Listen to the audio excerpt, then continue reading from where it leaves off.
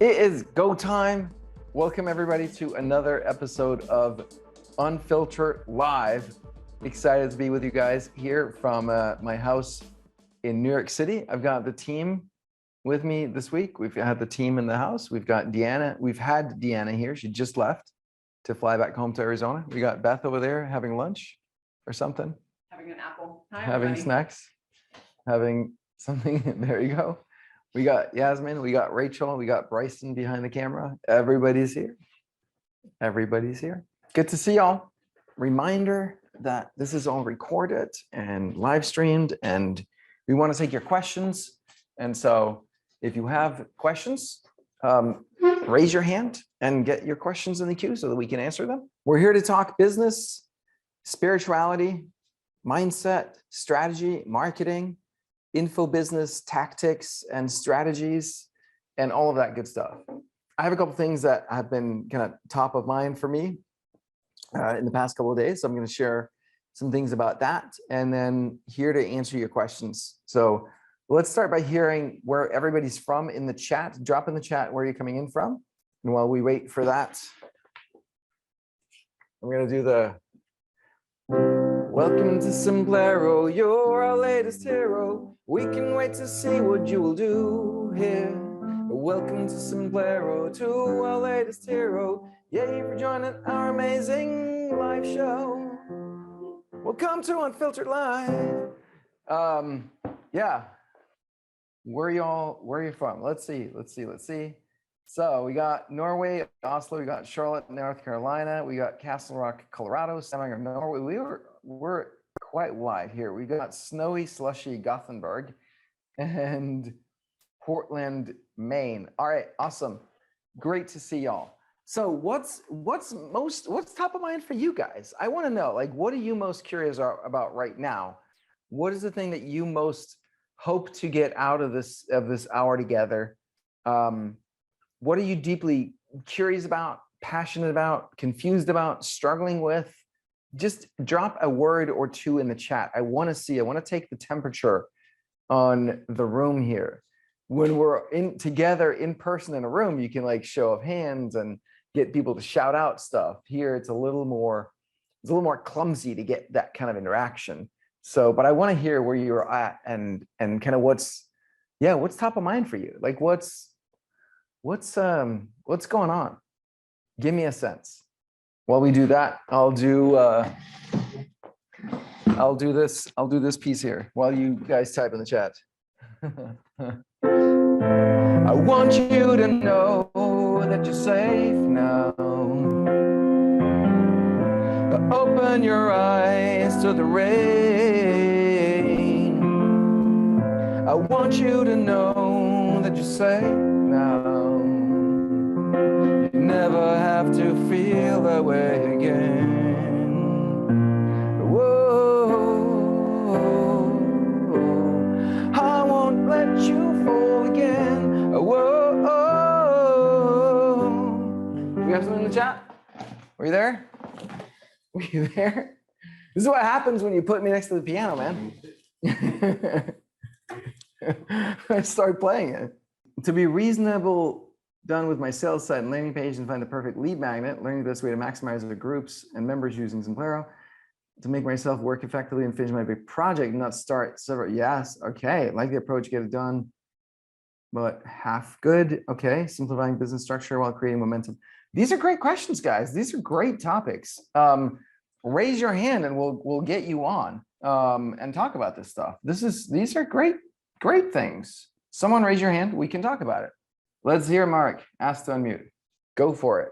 Hello. Hey, thanks for taking this. So we're relatively new to Simplero, and I'm just trying to get my arms around the robust structure of this. And yes. So we do peer-to-peer business group consulting, or if you will, masterminds, both in person and as well as virtual.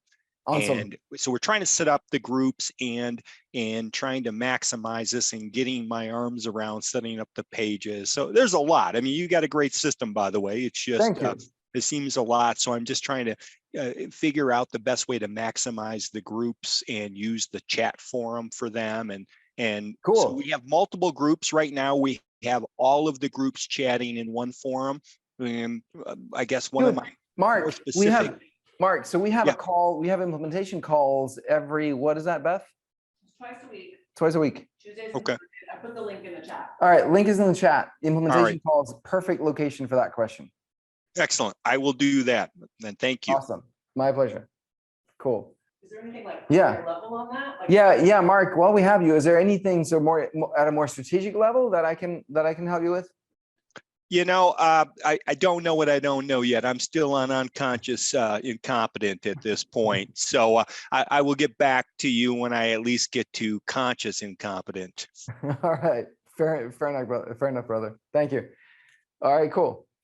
So I'll share while we wait for other people to raise their hands here. I'll share. So one of the things that happened for me this week was let me talk about that. I want to talk about the hand analysis, Richard thing first. I'll stay tuned. I'll get to it in a second. And then I was thinking I would talk about what I've seen with the funnels that convert really well in the coaching space.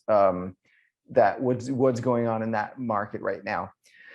So I had a call with a guy named Richard Unger on Tuesday night. So he is someone who created this hand analysis system years and years ago. I've been aware of his work for almost 10 years. I just checked. I had my first fingerprint hand reading based on his system in May of 13. So that would be like almost 10 years ago at this point, 9.5 years ago.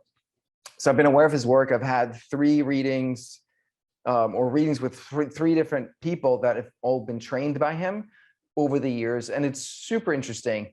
And what I love about that system is there's not a lot of room for interpretation in it. It really is a system that you look at what prints you have, and specifically based on those, it tells you stuff about yourself. And for me, it's been incredibly helpful and insightful to learn this about myself. And this is the first time that I met the man himself. I was actually on the phone with him literally like right before this call because I had some follow-up questions, and he was gracious enough to let me just jump on the phone and ask him some more questions. What he was saying about what this system will give you is your life purpose and your life lessons. So purpose is why you're here, what you're here to do in life.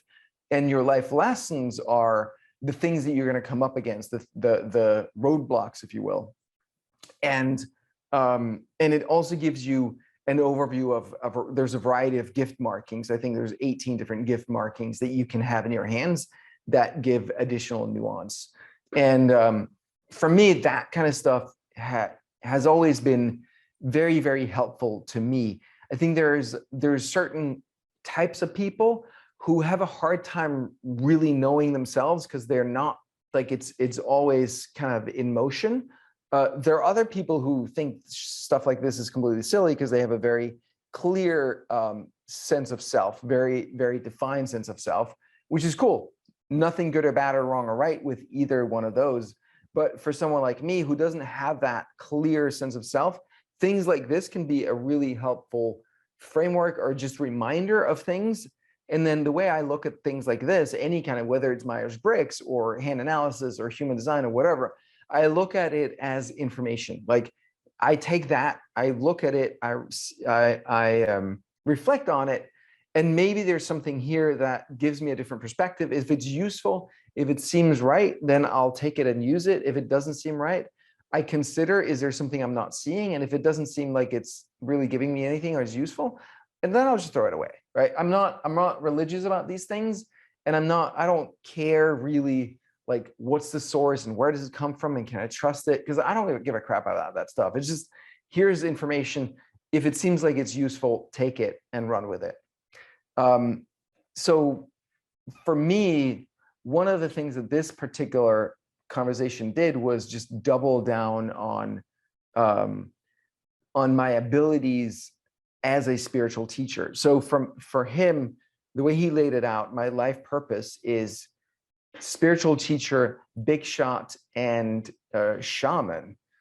And the big shot and the spiritual teacher is known entities for me. The shaman was new, but the way he packaged the whole thing as like, he was like, dude, there's like 3% of the population has your ability to understand what's going on psychologically inside of people. And then maybe 3%, 2 to 3% of those people have the ability to really grapple with the big questions of life, in life, of meaning and that kind of stuff. And then on top of that, I have like a few others to deep, talents for dealing with deep grief and rage and those like deep, dark, like strong emotions, and a few others. And he's like he was like, as good as you are software, you're 100x that when it comes to this domain as a shaman spiritual teacher. So like just having something like that reflect it is really, really helpful. And he also reframed my lesson in a different way, which was also very helpful and kind of more actionable. So yeah, I'm just sharing that to say, first of all, if you haven't tried this, I know there are practitioners in many countries all over the world. I had my first one from one in Denmark. I've had it from 2 different people, 3 different people now here in the US. There are practitioners all over. But Richard himself is also like pretty easy to access. If you haven't done this, like, do it. It's well worth it as a blueprint, as a direction. I've gone back to readings that I had done in 14 and 15 numerous times and picked up additional things that I'm like, right, I forgot about that. Let me go act on that. Let me go implement that. I've shared my readings with my closest teammates here, Bryson and Beth, to like, hey, help hold me accountable to this. Help me like implement this. Help me cover for my blind spots and my shortcomings, so that we can build something amazing together, right? With me as the leader, I need to be in purpose, and I need to have my my blind spots covered for all of us to prosper together. So highly recommend that you check that out. I think it's cool though, just to highlight it, how the contrast, to me, that's always been like amazing, like how you got the very earthy, but yet at the same time, very shaman. Mm-hmm. Yeah. Very practical thing. And I just always find that interesting and very thought provoking. And I see it again, like in everything we do. And so those hand things I was skeptic at first, I'm not gonna lie. I was definitely like, this is a bit the third level. This is woo. Third level woo. Woo to the third. Yes. But, power of 3. But it's definitely a legitimate thing, and I can see it, and it really helps to be able to interact. So I highly thumbs up on that. And I think your analysis is significant. Yeah, it's just it's such a helpful like outside view and a helpful pointer. We're gonna get Beth a reading as well with Richard. I think we should get you one as well, Bryson. I want everybody on my team to be in purpose, right? Like that's how we all thrive and build something amazing together. Like everybody around me should be in their purpose. And I want to know about what their blind spots or what their lessons are, so that we can all cover for each other and support each other. Because the thing about lessons, so the way that he put my lesson was, and he said there are really like 8 different interpretations that would all be correct, but the one that he put as his primary was persuasion reluctance, like the reluctance to go out and be persuasive with people, like to make the sale, right? Basically. And I can totally see that. Like that's very true for me. And so the way that once you know something like that about yourself, like for others that I know, it's like powerlessness, like giving your power away, for example, is a common lesson as well. Once you know what your lesson is, then what you want to do is you want to counter that. You want to do the opposite, right? So for me, I want to go out and intentionally be very persuasive. And I want to figure out like, what is the psychology behind it that makes me want to be persuasive. Like I want to make sure that everybody makes the right choice, and I don't want to be like too pushy, because like, what if I get people to get something that wasn't the right thing for them? And then, well, the reality is like they're going to be persuaded by someone else who's like, who doesn't have any scruples about, you know, integrity or delivering good value, whatever. They're just like sell anything. So if I'm not the one persuading them, chances are someone else will, and they're not going to be as good as I would in terms of making sure that they get value from it.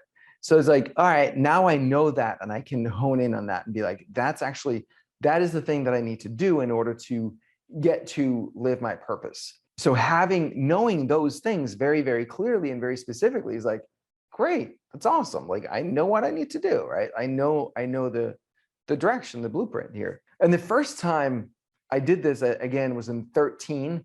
In 2008 was that moment that I came to, my life purpose is integrating spirituality and entrepreneurship. And then imagine, like, what would that be? Like 5 years later, I have my first hand analysis, and it literally says at that point, it was like, it was big shot spiritual teacher in the spotlight was the phrase that they came up with. So the big shot is the entrepreneurship piece, and the spiritual teacher is the spirituality piece, right? So it's like, holy crap, this is what I came to on my own when I went on that journey. But then it gets validated by this system it's completely based on you categorize each of the prints in your fingers into 4 different groups, and they're ranked. And then there's this pure math and logic to say, this is your purpose, this is your school, it's another thing, and these are your lessons, right? So it's just a system. So imagine that you get that reading, and like 5 years later, I'm like, holy crap, that's exactly what my fingerprints say from, you know, and have said from the moment I was born. And now I came to that conclusion myself. So it was very validating to see that for me. And there are other parts that are, oh, I wasn't even thinking in that direction. One of the things too is like, I need a lot of support, and I have some tendencies that make it harder to support me and harder for me to ask for support. And so that's something to be aware of, especially if I'm going to live my purpose. I need that support around me. That's also really good to know. Not, you know, I'm sharing this in order to inspire you to see what this might, like having a tool like this might do for you. I don't get any kickbacks from Richard or any of the other people. I just love this tool so much because it's really, really helped me. So hope that was useful. You know, I think it's rather interesting how all this information is available for us, but we just have to tap into it. Mm-hmm. It's like the questions we have about ourselves can be located and found if we would just, you know, ask the questions and really explore and be curious to find it, because it's, you know, the direction we need is not out there. It's, you know, it's more or less, you know, in here. It's always there. We just need somebody to help decode what we feel. Yeah, like, yeah, totally. Like all the information is in here. And then, but all of this is also one, right? Is like, we're not separate from the world. We are part and parcel of the world. We are one with everything in the world. So if it's quote unquote me as Richard who reflects that back to me, that's in a sense, it's just me still reflecting that back to me, right? Because we're all one consciousness, one being. But yeah, the way that I use these is like, he will share these things and I'll take it and reflect and see what's true for me. But the information is already there. Like, we don't necessarily need these tools. I just love that they're available. Were you gonna say more, sir? Can I share a win that I've had? For sure. Okay. So last week episode, we talked about trauma, unlocking trauma from genes, right? And I found out one of my traumas. Oh yeah? Yeah. And I found out where it had been blocking me. Nice, love it. All right. So I'm gonna do this in 60 seconds.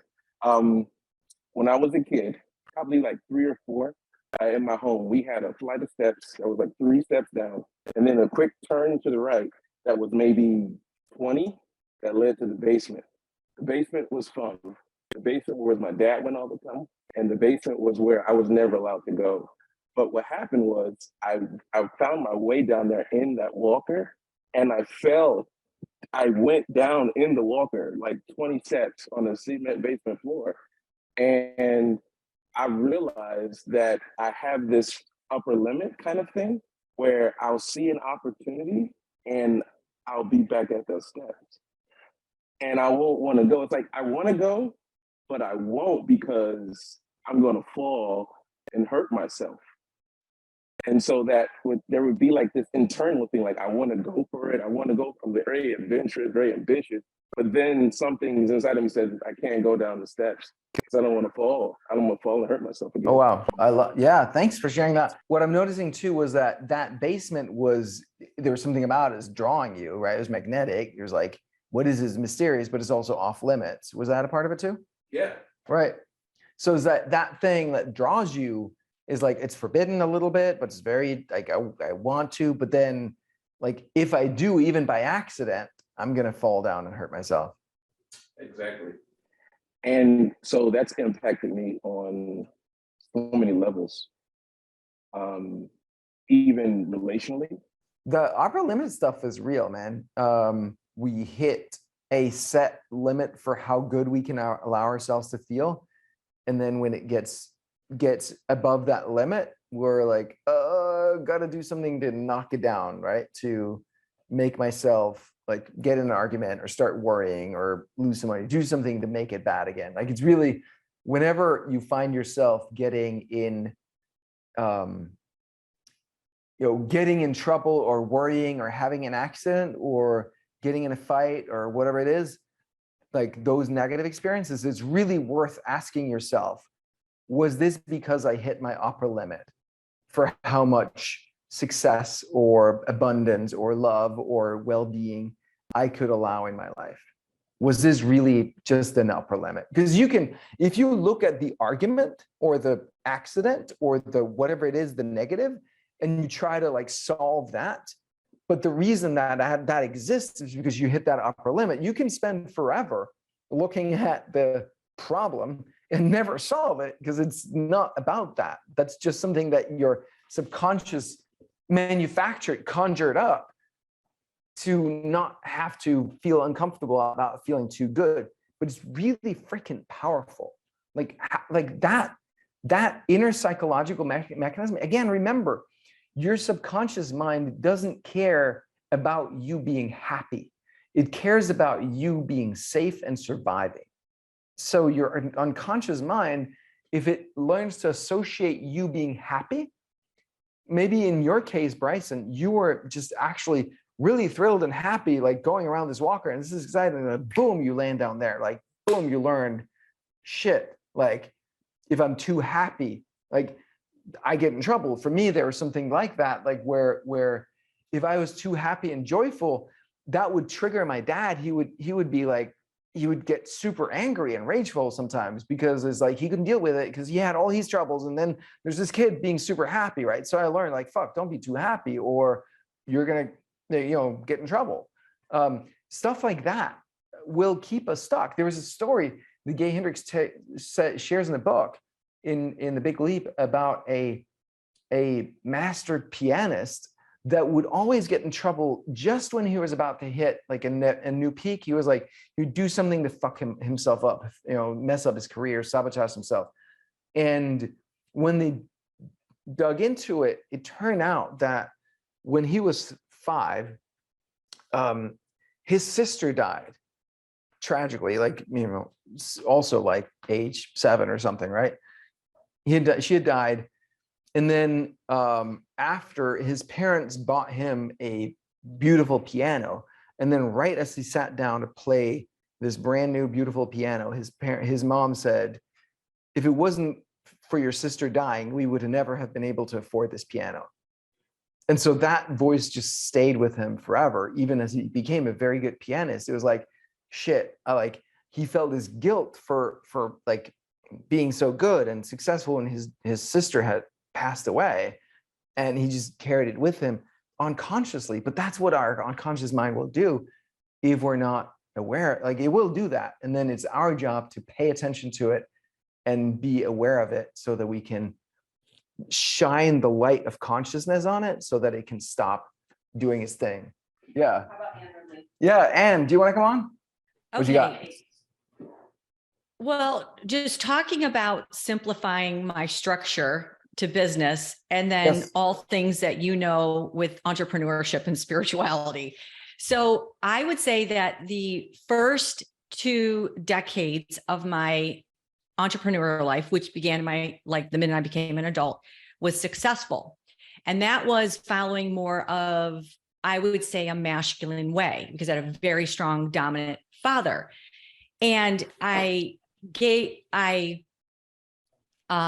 it was not at all in the path that was true for me. Yep. So I left that and course corrected while raising kids and stuff. And that brings me to here, where I'm online. And I feel like I have struggled. It's not been as easy to create the structure without giving up like my creative, I would say, more feminine self, because that was the season of my life. Now I moved into more my feminine self, being a mother.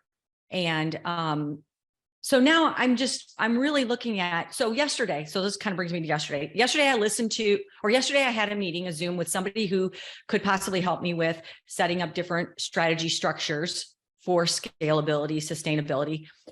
And it was so painful for me to listen to the replay, because I just felt like there was a lot of fear that has been driving what I would call more the quick win strategy for safety and structure. And so I don't know how to, I don't want to say I don't know how. This has been my struggle. I just can't go back to what I did before, because it was sort of in the wheelhouse I grew up in that made it easy with a very strong father figure, to following now what would be my authentic path, and having that, what I call that masculine structure of success, while embracing all of my creative self. And I know that's kind of broad, but this is yeah. No, I think I get the struggle. So here's a couple ideas for you, because I'm familiar with that struggle, right? I like that. Definitely strongest on the feminine, has been really working on building the masculine, right? So kind of coming from the other side, I think my conclusion is that I will always be strongest on the feminine. As I keep building the masculine, what's going to happen is that the feminine still gets stronger as well in the process, because you give it that support. And I think the same thing for you. So as you're building your feminine, which is awesome, your masculine is just always going to be the strongest side. So I think it's, I think maybe, I don't know. See, they feel really separate, because being a really good mother came really easy. And I don't know if that was just a condition structure. Right. That the masculine, I don't know. Yeah, but it's still the conditioning is also it's going to build those neural pathways in your brain. It's just going to be easy to jump into. So I'm wondering, and I'm struggling. We just had this because we did our annual planning for the new year, and we follow this EOS method. If you guys are familiar with that, what is it? Entrepreneurial Operating System. And it's a very structured, rigid system, right? Here are the rocks, the big goals for the quarter, and the KPIs and all that stuff, which is great for certain things in the business. But when you're trying to birth something new that you've never done before, it doesn't work that way, right? You can't set a rock and say, in 3 months, we're going to be here and have this. You can set a target and say, hey, this is kind of what we're going for, but you just don't know. It's creative, right? Is that feminine. So it's finding the right time to use the right tools. One thing that you can consider is delegating some of the structure pieces, some of the masculine pieces, to someone else. Can you get someone else to hold that so that you can just be focused on what you need to do from the feminine side, if that makes sense, right? So because you're strong in the masculine, so it wouldn't be abdicating. You can do that any day of the week. It's just at this point you realize how much it's draining you, so you don't want to keep doing that. But you can, so you can totally delegate to someone to be these are the processes, these are the SOPs, document it, get it sorted, have someone do that. You want to have the systems and the structure, but now you're free to operate in the way that feels more natural to you. Would that be an option? that feels like what I've always been striving to do. That feels like my story for like years, like getting to a place that I can give someone else all those things. That just feels like, and I don't, and I had to look at like, does that come from like more of a deeper place of sort of not having the masculine support if I didn't do it like a certain way? And is that why I don't have the structure and I need to give myself the structure so that I don't have to do it? I can outsource it. So it feels messy. I'm just being honest. Yeah. Well, maybe there's I'm not sure what the mess is, but maybe there's, I mean, I could definitely see there being, like, is it okay? Or are you like, is your feminine genius, is that valuable enough that you can really like just get to do that and have some other do that? Or like your ability to like just open up to get help and be the it's star? it's more in like, I need to provide. I mean, because I was the main provider, even like for my kids. So then I can't, so I had to keep a lot of resources versus outsourcing it within my business so that I could give that to my kids versus investing into my business, if that makes sense. Right. But the only way the business is going to grow is if you step into your genius and you let other people do the stuff that is in your zone of excellence, and that you trust enough in life to invest when that's scary. And I've found that like whenever I do that, like, because I've been through that type of feeling too, is like, oh, resources are scarce, like need like conserve and pull back. It's like whenever I do that, it just gets freaking worse. And whenever I decide to trust, and for me, it's very much a physical thing as well, like feeling all the places in my body. For me, it's especially along the back side of my body, all the places where I'm like freaking out or scared or trying to control. And then just like breathing into that, allowing myself to kind of like be more like floating even. Sometimes it feels like a free fall, like literally, like if I let go of this tension here, I'm going to be like free falling through space. It can be very scary. But whenever I do that and I stand up for myself and my needs and how I need to be supported, which is really hard for me, and I invest accordingly, kind of that the growth happens. So that's been my experience. So did you have to take more of a leap of faith with those resources? This is what I guess. Yeah, for sure. Right. Where like it's definitely, there's been less of a cushion than I wanted. And sometimes like, there's definitely been periods where I was like, okay, I'm going to go into debt now so that I can expand in this way. Like it's been a year since I've been having to do that, but I've definitely done that in the past. Like at this point where I have the like 30 people that I'm responsible for their payroll and all this stuff, like I take it like fewer chances than I did when I was, when it was just quote unquote me and my wife and kids. But still like, yeah. When I feel called, right, when I feel like this investment is it's a little scary, but it really feels right, I will do it and I'll trust God. Yeah, I hear you. I mean, this has been some of my, I've had that, but it's like just that breakthrough of that, not being always back and forth on that. Yeah.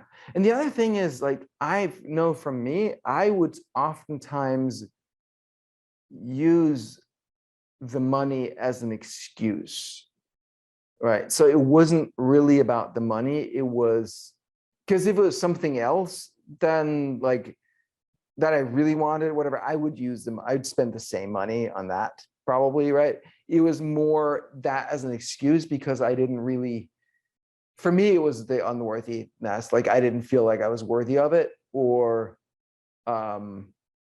but I think it can be a fear of any number of things.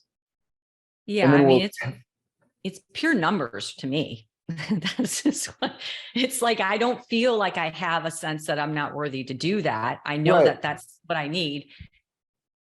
And so it's looking at pure numbers, which then feels like more of, it just feels like a catch. That's what I said. It seems messy because there's a lot I really know that you're saying. And that's been my messy in the sense that it doesn't feel clear, because it's like, okay, if I'm in denial of numbers, then, what am I serving with that? Yeah. What if it wasn't about the numbers? Like, what is the underlying emotion with it? I would definitely explore there. Yeah. And I have, I mean, I don't, know. Yeah.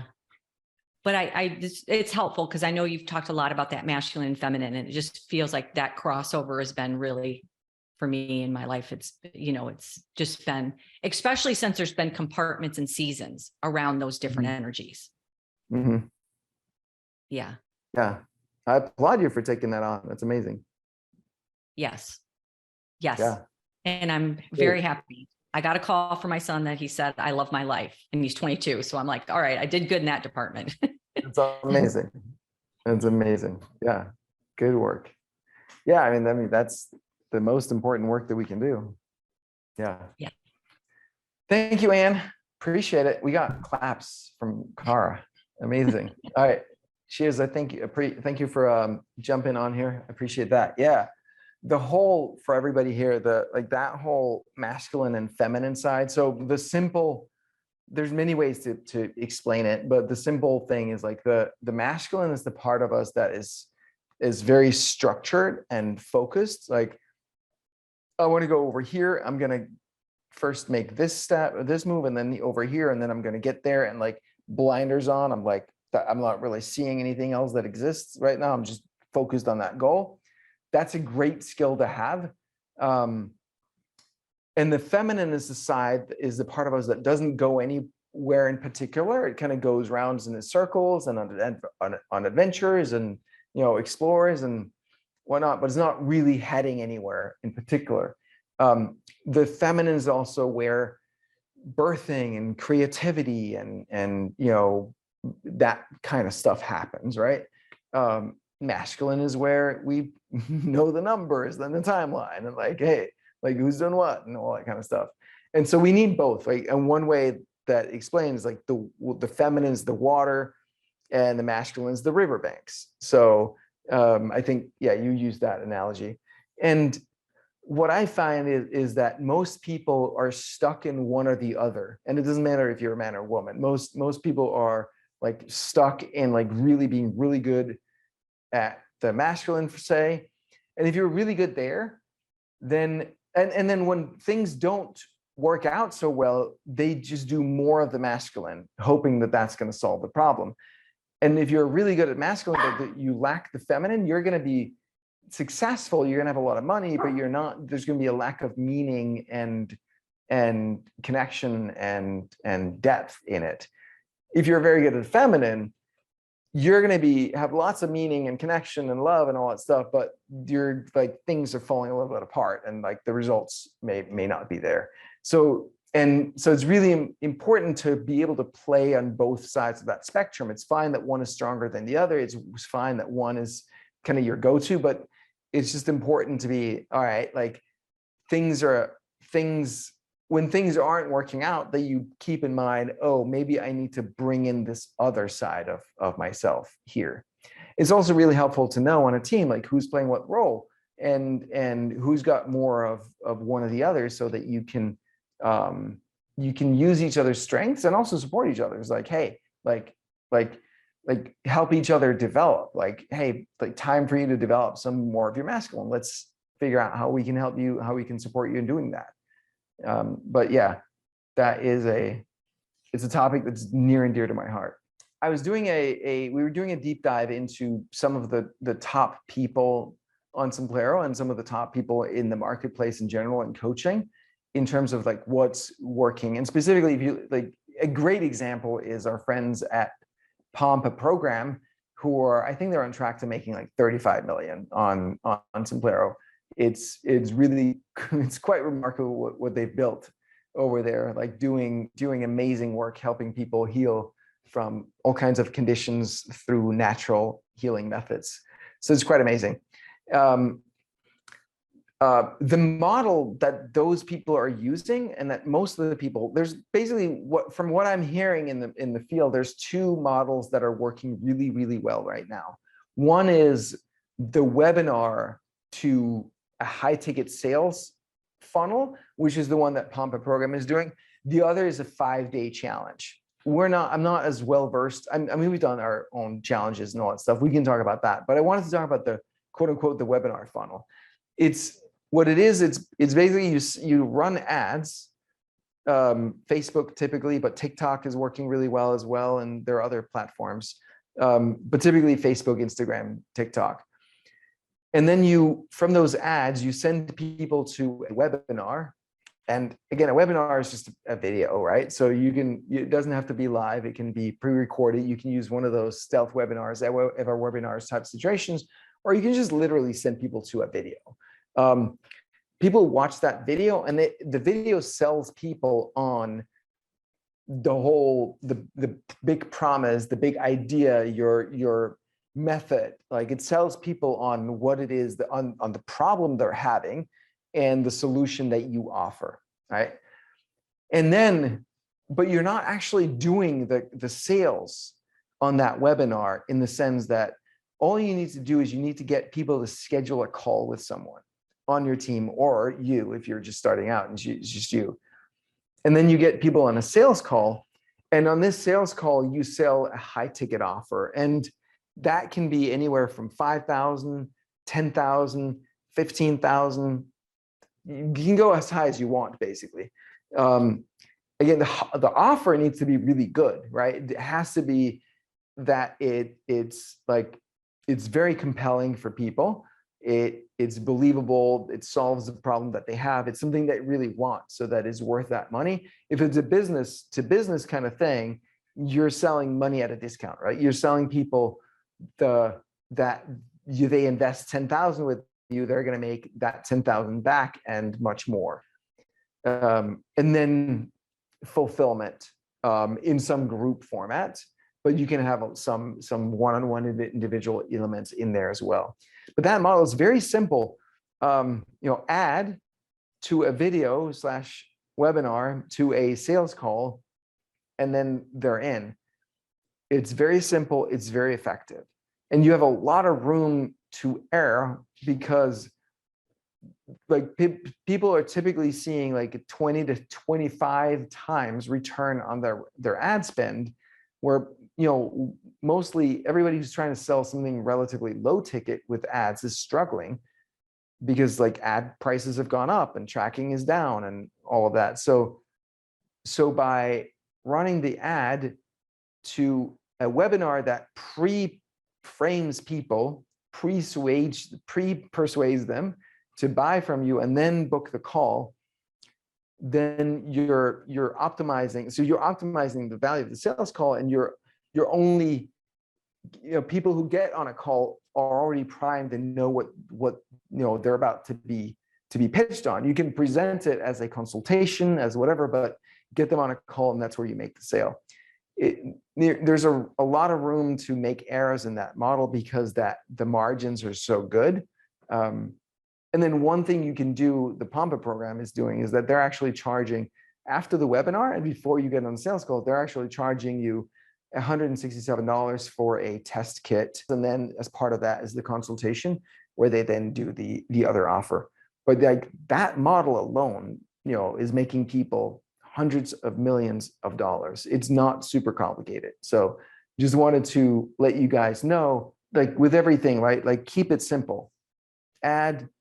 Prepare people for what's coming, get them on a sales call, and then you can make the sale. It's a way easier way to sell stuff than just trying to get an ad and people to buy a $500 course or $200 course off of that ad directly. It's a lot harder. So that's a solid model. If you're interested it's one of the core things that we teach inside the academy. What we do in Simplero Academy also, we break things down. So it's like, all right, the ads is one way to get get leads and get traffic, but there are others. Partners are great. Organic is really powerful. So we want you to make the right choice for you. Like if you have really good connections, for example, JV might be the perfect way to start. If you don't have the ability to do anything high ticket, then probably paid is not the thing for you. Let's figure out another way, right? So we kind of do that diagnostic of what is your situation and what do you need for your business. And then for the video, if you're in, like, you can do, it doesn't have to be video. You can also do text. You could presumably do audio, though I haven't seen anyone do audio. But there are other things that you can mix and match, right? So we're doing video and then the call, etc. And then obviously offer is really important. So we talk about that. And then there's the whole fulfillment piece, which we haven't gotten to, but we'll absolutely talk about that as well in Academy. So just wanted to mention that Academy is our coaching program / mastermind for the information entrepreneur, for coaches, creators, consultants, for us here, like the kind of stuff that we do around here, to basically take everything that we collectively have learned, and especially me, because I'm always out in these masterminds and consuming a ton of courses and always learning. So taking the best of what works and bringing it to you guys so that you can kind of shortcut the journey and get the coaching and support and help that you need to implement your business. So, I am obviously super passionate about the whole inner game and spirituality and meaning and purpose and all of that stuff. I also love the practical business marketing aspect of it, and of course the software. So in Academy, we touch all of those points. We've got a handful of coaches in there that are doing coaching calls every week, so that you can always get someone to look at your landing page or your copy or something that you're struggling with. So lots of resources. Anyway, wanted to mention that. Reach out to Sammy@simplero.com if you are interested in hearing more about that, and he can talk to you about everything that's involved and what that process looks like. All right, this is fun, guys. Be well, everybody. I will see you all next week. We are going to have there is a Thursday where we're not going to do this, which is the 16th of February. We're going to miss that one, but that's a few months out yet. But every Thursday at 1 p.m. Stay tuned. See you guys.